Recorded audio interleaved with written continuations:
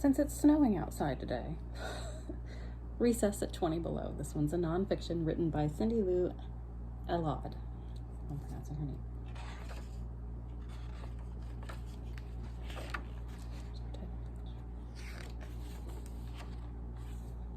Map of Alaska, where the story takes place.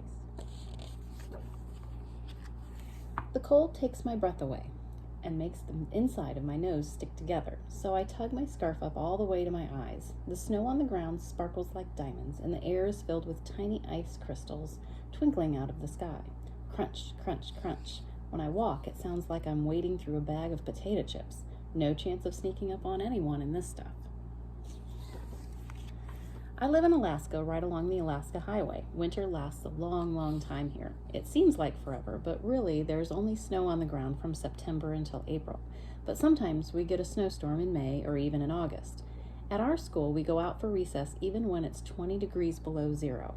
We have to wear a lot of clothes when it gets that freezy. Getting dressed to go out takes a long time. First, we wiggle and squirm and twist into our thick snow pants. Then we pull on winter boots and zip our parkas as high up as the zippers will go. We don't want any cold air getting in. Next come the hats. Some hats cover our whole faces, so you can only see our eyes and mouths peeking out.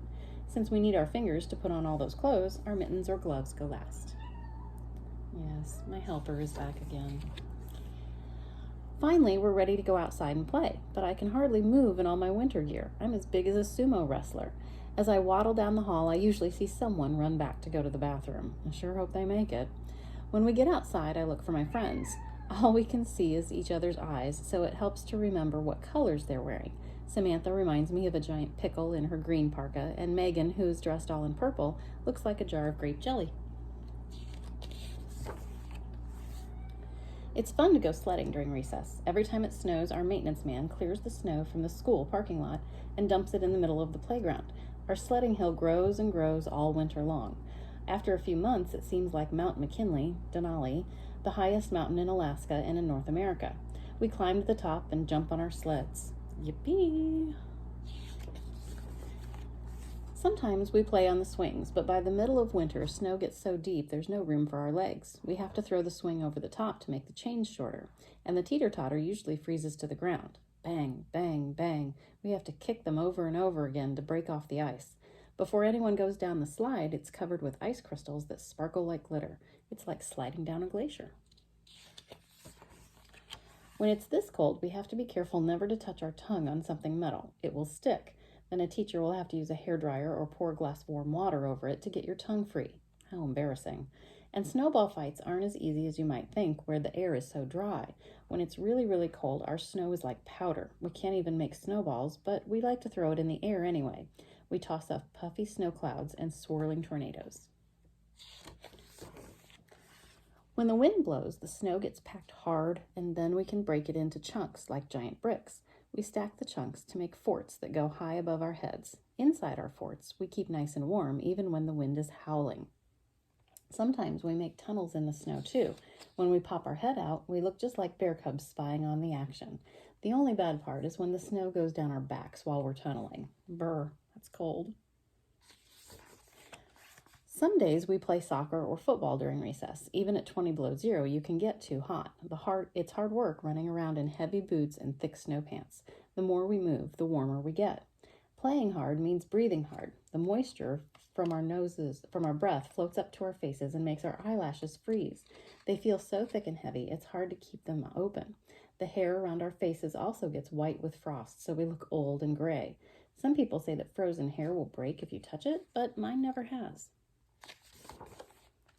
If it's colder than 20 below, we have to stay inside for recess. It's too dangerous to go outside then. One day we had to stay inside, but not because it was too cold. We had a visitor on our playground. A moose decided to munch on lunch at school that day. She came and ate the willow bushes along the fence. Moose aren't the only wild animals that come to visit. Once I saw a fox sprint through the teeter-totters. Another day, ravens attacked our soccer field. Our teacher had drawn boundary lines with bright red Kool-Aid on the snow. The ravens swooped down out of the sky and gobbled it up. Our recess is always at noon because it's the sunniest time of the day in my part of Alaska. It isn't very bright though, more like early evening. The sun rises and sets in just 3 hours. It barely peaks above our mountains. We come to school and go home in the pitch black dark. And if it's cloudy and snowing during recess, the sky gets dark even at noon and it feels like we should get our flashlights out. But it sure makes for good games of hide and seek. By the time the whistle blows to go inside, our cheeks are bright red, our noses are running, and our toes are numb. When we line up we create a cloud of ice fog from everyone breathing in one place. Our breath freezes into tiny specks of ice that hang in the cold air. Clomp, clomp, clomp. We sound like a bunch of elephants walking in the hallways in our big clumsy boots. When we get back to class, we peel off our winter gear. Lots of us get wild hair because the air is so dry and our hair is full of static. Sometimes we get big shocks, too, as we pull off our hats. Ouch, it can really zap.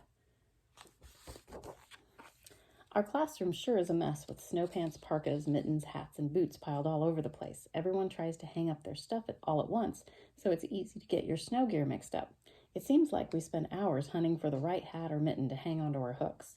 When we finally settle into our chairs to begin our afternoon lessons, I stare out the frosty window and hope it's not colder than 20 degrees below zero tomorrow. I can't wait to get back outside and make sure our fort is still there. Or maybe I'll go sledding. It won't be long until the sun will feel like a tiny bit warmer during the recess, and then we'll see our sledding mountains shrink and we'll hear the drip, drip, drip of melting icicles. We'll stow our sleds until next winter and get ready for the midnight sun to chase away the darkness. One day, not too far from now, we'll be riding our bikes past 10 p.m. because the sun will only go down for 3 hours. But until then, I love recess at 20 below. Hopefully it won't be that cold today.